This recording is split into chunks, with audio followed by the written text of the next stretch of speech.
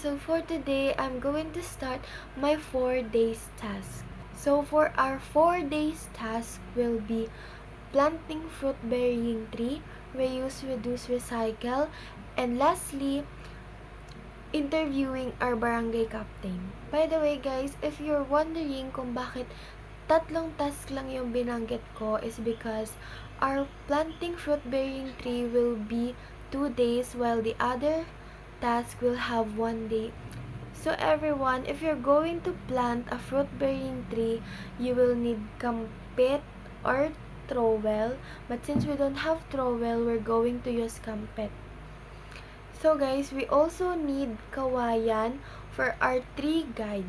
And of course, not but not the least is our plant. So, since may sarili naman po kaming lupa dito sa aming bakuran, ay dito na lamang ako magtatanim.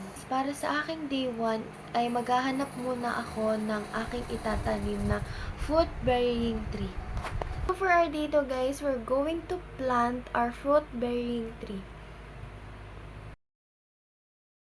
So guys, ito pala yung mga kailangan natin if magtatanim tayo ng puno. Mga kawayan para sa ating tree guard, kampit, at tsaka yung ating pulog gagamitin. So guys, magdodongkal na pala tayo gamit yung kampit.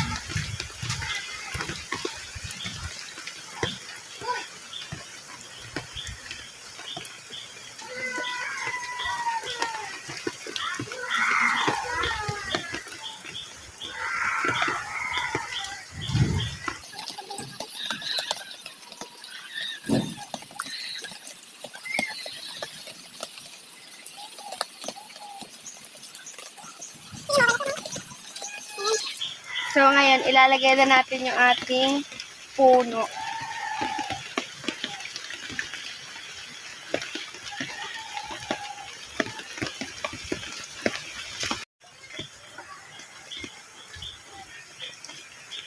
Guys, gagamitin na natin yung kawayan para sa ating harang dito sa puno or tree guard.